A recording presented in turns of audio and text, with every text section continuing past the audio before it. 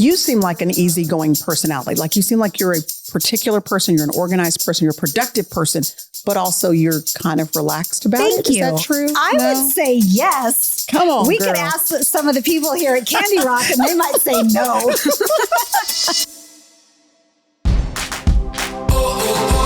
Life is like a roller coaster, but it's so much better when we go through it together. Welcome to the Candace Cameron Bure Podcast. We share conversations about life's challenges, our celebrations, and everything in between. Season 8 is all about moving beyond belief with Priscilla Shire. Come join us.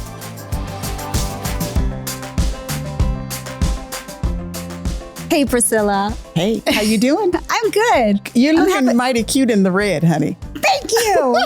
It's such a power color. It is. That I don't wear it as often, but when I do, people always say, oh, you look really good in red. Yeah, it looks good. It looks good. I just feel like it stands out so much. And sometimes I want to hide in the crowd.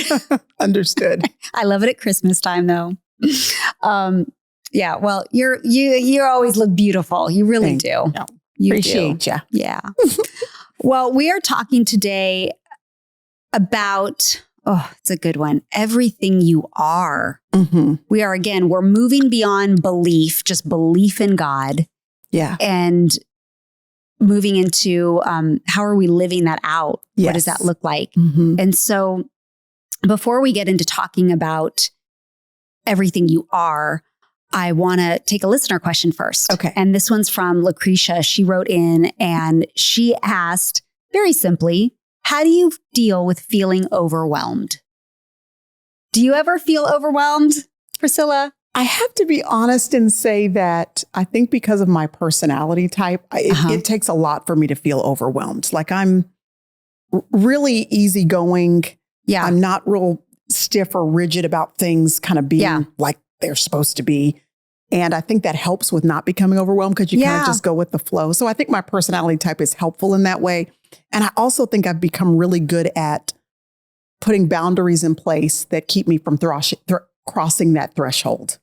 Yeah, that's good. Yeah. And I don't say that like to toot my own horn. I'm saying through the years, I've been like, you know what? I don't like it here in the world of overwhelmed. Right. I don't like to feel hurried and rushed all the time and pressed all the time. Mm-hmm. And so I just kind of made decisions along the way that some of it you can't control because life is lifing out here in these streets. Yeah.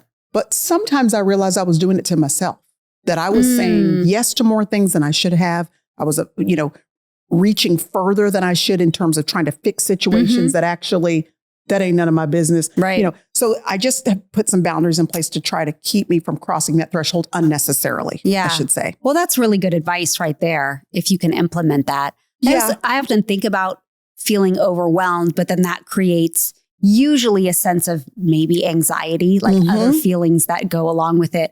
You talked a little bit in the beginning, like week 1 or 2 about your son having anxiety a little bit. Yes. What are some steps that help him that would maybe help Lucretia? Yeah. Just like pause for a minute, pause and actually pinpoint what is it that's giving you anxiety? What is it that's making you feel overwhelmed?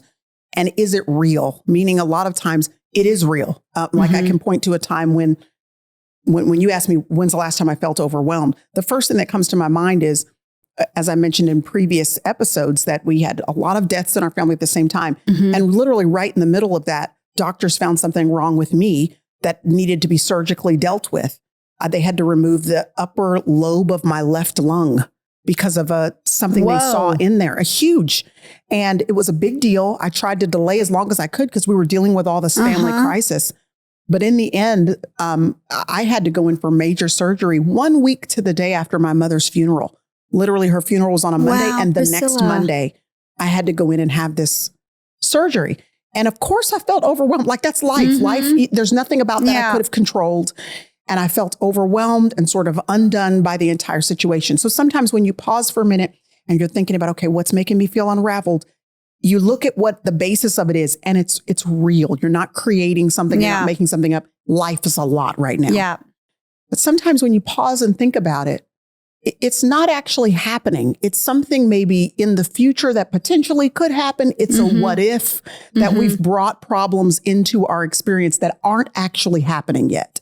Yeah. And so honestly, that would be the not only not happening yet, but might not even happen at all, you know? So I think sometimes just taking a minute to pause and just ask yourself, am I creating a scenario here that isn't here? Or is this real? And if it's real, then we can deal with whatever it is. Yeah. But just pausing for a moment, sometimes we actually realize we're creating something that's not there. Yeah. I can feel overwhelmed, but it's not a sense that I feel all the time. You seem like an easygoing personality. Like you seem like you're a particular person, you're an organized person, you're a productive person, but also you're kind of relaxed about it. Is that true? I would say yes. Come on, we could ask some of the people here at CandyRock and they might say no. But I feel like that's how I am. I think when I feel overwhelmed, it's when I don't feel prepared. That bothers me because I am. I'm an organized person. I can juggle and deal with a lot and it doesn't overwhelm me. However, if I don't feel like I've had enough time with something or I'm not prepared to walk into a situation, that's what makes me feel overwhelmed. So in the same way, I know that about myself. So I try to take a minute to step back and say, how can I feel more prepared? Do I need help with this? Do I need to delegate some things? Can I take some things off of my plate so that I can dedicate more time to this so I can prepare for this? Like all those little steps. And it's true. You just learn it as you get older. But Lucretia, maybe in the overwhelmed places in your life, maybe you need to just take a step back and look at it in the big macro picture of life, the big things from the top view and say, where are the places that make me feel overwhelmed? Can I get rid of some of them? Can I edit? Yes. Can I, or make more time and space so that they don't feel so overwhelming? Stretch that time out and what you have to give to it. Yes. I often think about that like our closets. You know, we walk into our closet sometimes, and if we haven't taken time to edit, it is just overwhelming. Yes. Like literally, we're looking at everything. There are clothes smashed in there, you know, of every color, every kind, every type. It's unorganized. There's things in the back that we forgot we bought. Don't look at my closet. Priscilla's seen it here. I have. It's quite, I told her to stop being so selfish because if you just share with people, we could help you take some of that overwhelmingness out of your life. I will always share. But it is true, right? We go into our closets, and if it's too much stuff, you actually can't even enjoy what you have because you can't see it. You can't put things together. It doesn't feel good anymore coming into the space. Yeah. So editing our closet space is just symbolic of editing our life. Like some things you cannot cut out because it's life. But some things you can. Yeah. What can you edit out so that you can enjoy the pieces that are there? Yeah, that's good. So let's talk about our next chapter of the book, shall I say? And it's surrendering everything you are. So where are you going to take us? It's really about identity, which to me is the crux of the foundation of being able to be a full-fledged follower of Jesus Christ, actually experience the abundant life that John 10:10 tells us about, to have victory, to have freedom, to enjoy the rhythms of the grace of God. It all boils down to identity because we will either live up to or down to whatever we believe to be true about ourselves. We really will. So that the question becomes, who does God say that we are? And are we living in a way that aligns with that? Or are we living totally outside of the framework of who we are as new creations in Jesus Christ? The best illustration I have for that is, you know, there are 4 kids in the Evans family. My maiden name is Evans. I have an older sister named Crystal and then 2 younger brothers. And you know, when you have multiple kids, there's always that one.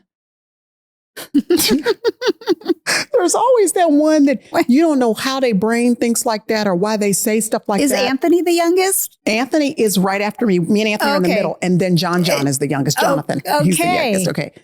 But of the 4 of us, I was the mischievous one. I was the one. Oh, Get yeah. out. I would not have thought Totally. I gave my parents a run for their money because there's always the one that you're just always thinking you must have got that from your father's side of the family. Right. I don't know how you're processing that way.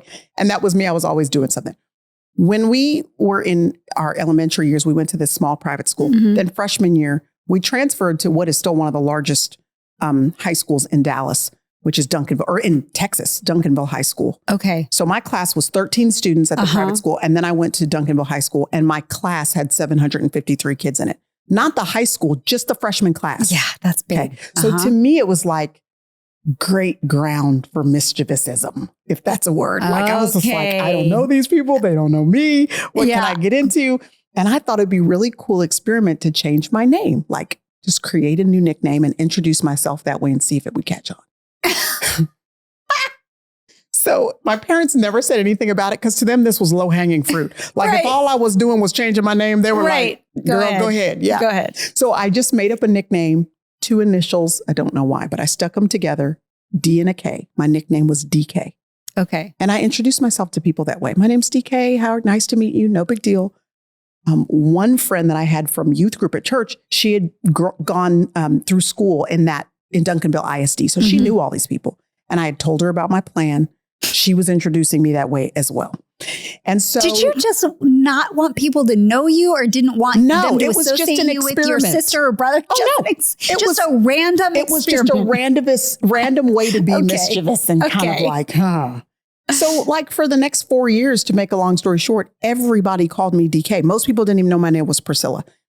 DK was what the students called me, the counselors, the teachers, the coaches. It was monogrammed on my athletic. Get out. Everything. And so for all intents and purposes, my name was DK. And to this day, if I get a comment online or see somebody across the mall and they go, hey, DK, I know it's somebody that knew me during those 4 years of my life. Wow. Because even people in other school districts, that you meet at Friday night lights, football games and all that. My name was DK. So my senior year of high school, though, I remember getting sick and I had a fever and the nurse called mom to come get me. And I can remember hearing the click clack of her heels across the linoleum floor as I'm laying there behind the curtain on the cot. And my mom goes up to the counter and says, I'm here to pick up Priscilla. And the nurse is like, who? And then they go back and forth a little bit. The nurse is like, well, we have a DK. And my mom is like, yeah, give me that girl. That's her. Let me take her home with me. So we go home and she nurses me back to health. And this is the first time and only time really my mom said anything to me about this experiment. She looked at me in my eyes and she said, Priscilla, you are a senior and your dad and I haven't said anything about this experiment. It's no big deal. But in a couple months, they're going to have a very important ceremony and they're going to hand you a very important document. And she said, girl, when they do, there better not be a D or a K anywhere on that page. Because she said, I don't care what other people call you or even what you call yourself. That is not your name. And only the people that gave you life have the right to give you your identity. Wow. And I think about that with us, all of us, human beings, that we have been called things by other people. We've even looked in the mirror and called ourselves certain things. But only one person, the one who gave us life, actually has the right to give us our identity. It doesn't mean that we haven't behaved a certain way or we don't feel a certain way or we haven't experienced things that have hurt us or marked us, but they don't have the power to define the totality of who we are. We are who God says we are because he's the only one who created us and has the right to tell us now, not only who we are, but what we have the potential and the power to accomplish because of that.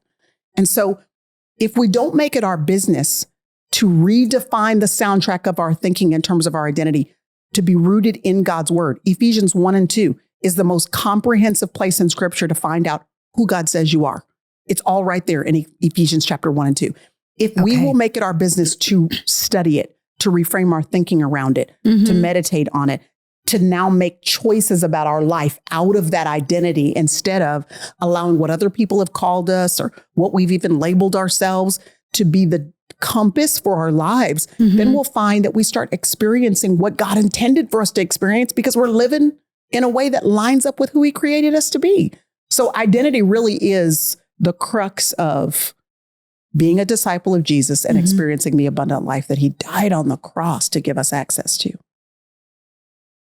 That's good. I'm just processing that.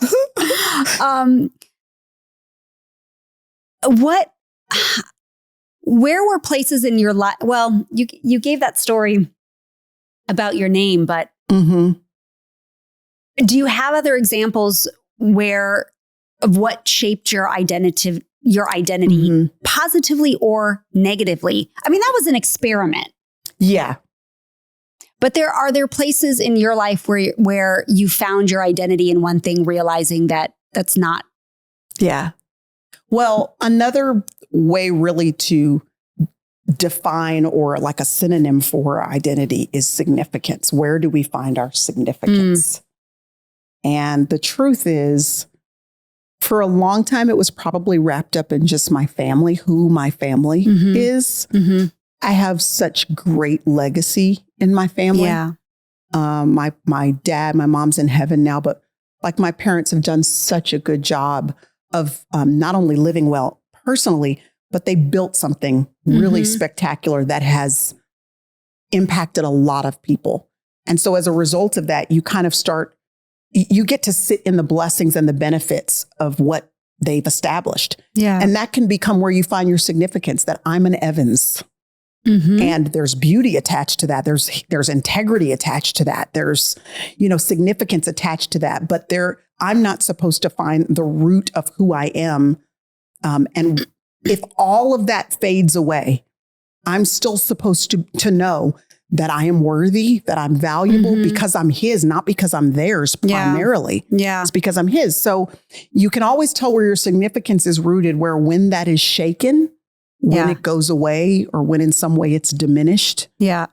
If you feel like your value goes down because that value has gone down in whatever that thing is, whether it's the success of your career, whether it's your physical health, whether it's you were tethered to the fact that you were married and now for whatever reason that marriage disintegrates and you just feel completely lost. That's our way of knowing, oh man, my sense of self was rooted in that thing. Yeah. And everything temporal and physical goes away at some point.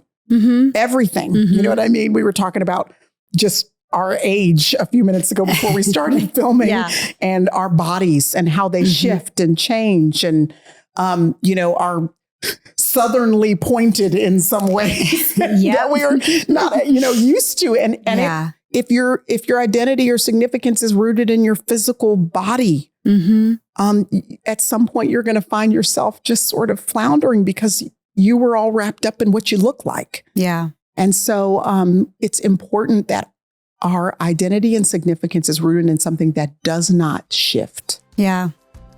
And that's him. That's God. Yeah.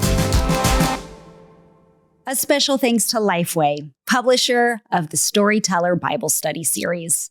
The Bible is the story of God's love for his people, told over thousands of years through multiple generations and in many places. Storyteller is a series of devotional and group Bible study experiences designed to take you through scripture in a way that's beautiful, intuitive, and interactive. Each volume includes 5 short daily readings each week, insightful commentary to provide context and clarity, follow-up questions to help you reflect on what you've read, and additional questions to inspire discussion if you meet with a group. Come sit with the storyteller of creation and allow him to draw you into his story. Storyteller is available at lifeway.com/storyteller. Enter God's story with the Storyteller series. You can find the link in today's show notes. This Christmas, people are still reeling from Hurricane Helene. Your $50 gift provides emergency essentials like food, water, and other critical supplies to one person. And your generosity will be doubled by matching funds, so $50 helps 2 people. Demonstrate God's love in a practical way this Christmas through World Help. They have a 4-star Charity Navigator rating. Double your gift securely at worldhelp.net/Candace. That's worldhelp.net/Candace. The holidays bring us joy and excitement, and we all want to look and feel our best, but the stress can take a toll on your hair. Adding Nutrifol to your daily routine now can help improve your hair health heading into the new year.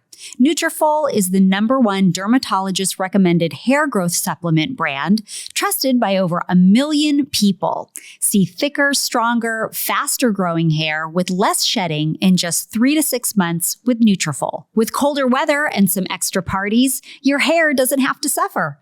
For a limited time, Nutrifol is offering our listeners $10 off your first month subscription and free shipping when you go to Nutrifol.com and enter the promo code Candace. Yeah, it's very easy for me to identify with all the things that you're saying, in the sense that especially when our careers are the forefront of who we are, people know us by our career. Right. And I think that's why a lot of adults that were child stars, you hear all the horror stories, because so much of your identity when you have stardom at a young age is rooted in who the world thinks you are as in that career, whether you're a singer or an actor. I remember a moment. I was pregnant with Natasha, my first pregnancy. I was 22 and I had finished Full House at 18, decided 2 years after that to not, no, I'm lying. Still thought I was going to work, actually, but hadn't done much work in those few years. And I was at the grocery store and I went up to the butcher to get some steaks. And he looked at me and he goes, "Oh, aren't you on that show?" And I said, "Yes." He's like, "Full House, right?" "Yes." "Oh, I love that show." And then he kind of looked at me because I had a big old belly. I was probably, 6 or 7 months pregnant. And he goes, "Oh, what show are you on now?" And I said, "Oh, I'm not. But I'm married." Or no, I didn't say I'm married. I said, I'm having a baby. Yeah. And he looked at me with the saddest look on his face. Like, I almost thought he probably thought I was just like knocked up and not married. And like life was just rough for me because I was a child star or something. And he was like, "Oh." And he just was he's like, "So you're not working on anything? You're not in TV anymore?" And I'm like, "No, not right now." And he was like, "Oh." And he kind of cut my steaks and he just gave them to me. Yeah. And like disappointed so disappointed. And I walked away feeling crushed. Yeah. I'm like, I was just a young girl trying to get dinner, And it was just like, I'm trying to make what just happened? But he made me feel terrible. Obviously, I don't think he meant to, but of course. But my identity was so wrapped up in being DJ Tanner that even if I tried to separate it, other people couldn't. Yep. And then what if we attach ourselves to that, to the identity, even that other people, the significance other people placed on that. Right. And then as we get older, the exhausted striving of trying to remain relevant in that way or significant because of that thing. I just feel like that would be such an exhausting rat race to try to keep up with your whole life of trying to find significance and making sure you maintain whatever this elusive imaginary standard of success is that other people want for you and that keeps shifting from year to year and in different seasons of life. Yeah, exactly. And when I came to understand my relationship with God and really dive into that, it was so powerfully freeing to know that like, oh, I'm not DJ Tanner. I'm not just a child actor. I'm not even to be known by my acting and what I do. I'm just yours, God. I'm yours. And that's enough. Yeah. And out of that, there'll be productivity. There'll be benefits and blessings that come out of that from you having a relationship with the Lord, from you finding your identity and significance in Him in this season. That will look different and there'll be new things that come out of that, but trying to hold on to something that we thought was the whole full expression of our identity. Yeah. That sounds like a lot of exhausting work. It is exhausting. Yeah. And I always think of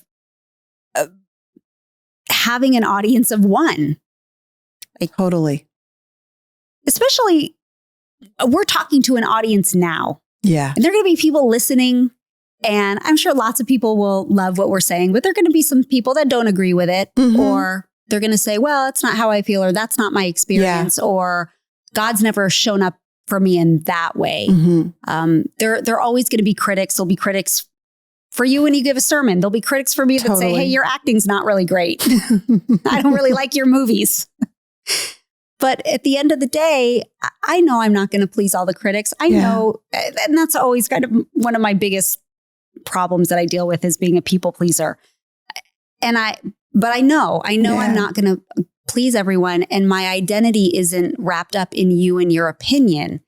There's opinions I very much value in my life that I know, well, people that speak into me and can be truthful and honest. But my identity has to be in the one who matters. And so when it comes down to it, there's one voice that I want to listen to most and whose opinion matters to me. And that's God's. And I feel very tender toward, and I guess concerned is the right word, about the young women and men that are coming up after us, who are living in this, when we were 19, 18, 20, 21 and finding our way and trying to figure out what our identity was and all that, we didn't have the ongoing pressure of social media constantly feeding us these images of this is what success looks like. This is what significance looks like. This is how you make your statement in the world. We didn't have that. We might have seen it on, magazines or heard about it in our college arenas or whatever. But then you kind of go home and there's a reprieve from that pressure.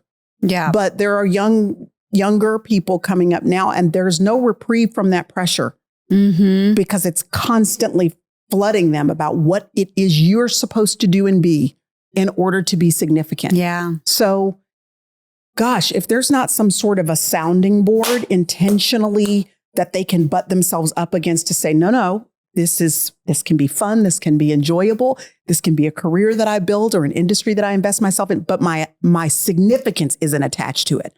That I'm okay, regardless of whether or not the TV pilot works, regardless of whether or not a bunch of people watch my podcast, regardless of whether or not people like this post I'm about to put up. It doesn't, that doesn't mean I'm valuable or not.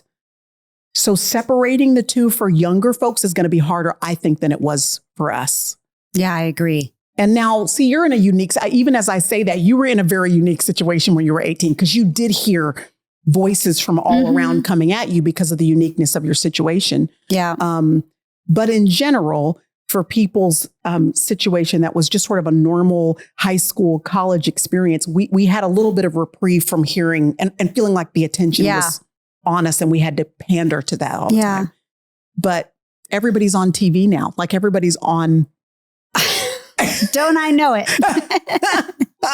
So it's going to be a little harder for them. What are some practical steps that people can take to say, how I want to find my identity in God? I want to detach from the identity in this or that and just know him and find it. How do I do that?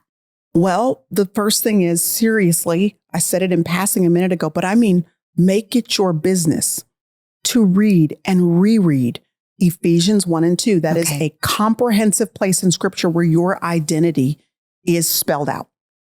And again, I'm saying this over and over because it's for real. I mean, make it your business, like not casually, reading it to get a devotion. No, like write it out, maybe read it in different translations, see what words leap off the page, ask the Lord to help you to incorporate that into your thinking. Like spend a whole 6 months where all you're doing is reading bits and pieces of chapter 1 and chapter 2 and writing and rewriting and memorizing and all of that, because you really are having to combat a whole culture that is telling us our significance is tied to whatever new standard of success is being presented to us in whatever field we're in or whatever, is our passion or area of interest. So that's the first thing, is really knowing who we are in Christ based on his word, apart from anything that this world says or doesn't say. And then the second thing I would say is, sometimes we don't see ourselves as clearly as the people around us who love us. I would say to sit down with someone who you love and who loves you and ask them, what are you seeing about me that you can tell I'm too driven and too attached to this thing or this person or this whatever? Because sometimes we can't see it, but they can see it. Yes. You are too caught up in whether or not this succeeds or not. If this doesn't succeed or go the way you want it, or if it can be for parents, sometimes their significance is rooted in their kids' success. Yep. In whether or not their kids do the right thing, say the right thing. We see that all the time. Perform in a certain way, act a certain way in public. So somebody else might be able to help you to determine more clearly. Yeah. And then once they do, that is the thing that you zero in on, where in some cases, obviously not with children, but in some cases, you're able to actually detach yourself from that goal. Oh, it's a painstaking thing to say, okay, there's too much of me tied up in this. I'm going to have to intentionally take a step back until I can find myself in Christ. And then I can come back clear-headed and do it without my significance being attached to it. That is so good. And I'll encourage people, a lot of people that listen to this podcast, they're new to their faith. Yeah. They're searching. Yeah. But they want it. And they like those very first practical steps. And lots of people don't know where to start reading in the Bible either. So if you've listened to this episode and you're kind of like a random, hey, I'm going to grab a Bible, but I'll just flip to a random spot and hope that God has a word for me. Turn to Ephesians 1 and 2. Let that be this whole month. Yes. Study it, read it, write it, repeat it. All the things. So there's some encouragement there. That's so great. I love practical steps. Me too. They're very helpful. They are. Just bringing it down to what can we do to actually walk this out? Yeah. You know? Yeah. That's so great. Thank you for that. I've loved the people that have done that for me. Just giving me some tools. I've been so grateful. Yeah. Yeah. Yeah. It helps. I'm a practical step-by-step person. Have you noticed that yet? I have. Well, let's take another listener question. This is from Jessica. And I do think this applies to our conversation. She asks, how do you tell your child they're doing something wrong without constantly criticizing them? I grew up with critical parents and I was scared of doing things wrong. And now I'm a perfectionist. I'm a neat freak. I want to guide my niece and nephew on how to be orderly, neat and polite, but I don't want to come across as critical or criticizing them all the time. Oh, wow. I know. So I have a couple thoughts for Jessica, because, well, first you said, how do you tell your child to do something without criticizing them? But then she's saying, I'd like to guide my niece and nephew. I think there's a difference when it's your own children and your niece and nephew. There could be a little bit of a boundary there. Listen, I'm all for well-behaved, neat, polite, kind children, right? But I'm also cautious in that if they're not my children, there is a different sensitivity if maybe that's your brother or sister's children, because you certainly don't want to come across as criticizing. Depends on the relationship there. Not only might it affect the children, even though you want it for the best of them, but it could affect the relationship with your brother or sister. Yeah. So that's just one thing I'm noting about the question in and of itself. But I just think there's ways in which we use our words that don't sound criticizing. Just like I talked about last week when instead of saying no, you could say yes, but not right now. The tone in your voice, that's something I work on all the time. And I tell you, my son just called me out after church last week. And he was like, Mom, your tone is aggressive. Stop. And I was like, what? I'm just passionate, Lev. I'm passionate. And he's like, no, it's aggressive. I'm like, okay.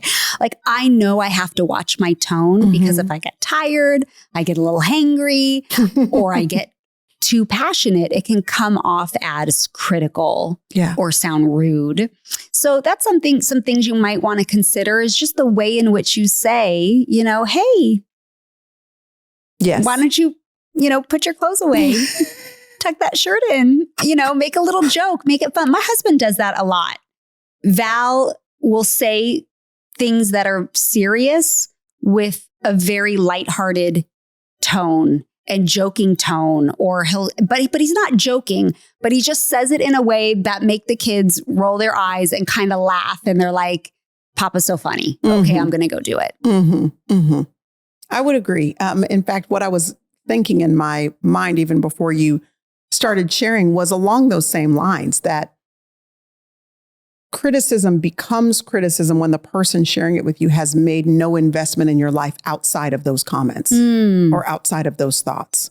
But when you have a counterbalance of investment, of affirmation, of encouragement, that really is the overarching theme of your relationship with them. Then when you have to throw in something that is accurate, you need to grow up in this way. You need to be more responsible in this way. I've noticed this and I want to encourage you in this way to change this. Then it hits the person differently. Yeah. Because the overarching theme of your relationship is one of encouragement and affirmation.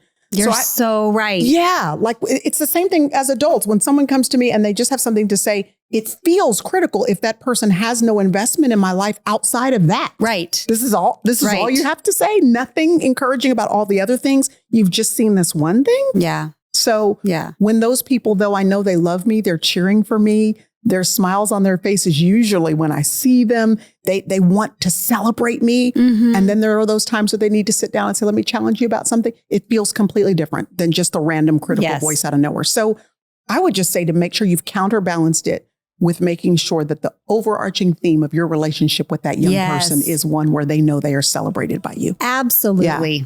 Brilliant answer. Couldn't have said it any better. You did, but you did. Thanks, Priscilla. You're welcome. Another great conversation. Loved it. I hope you guys will come back next week. I know you will.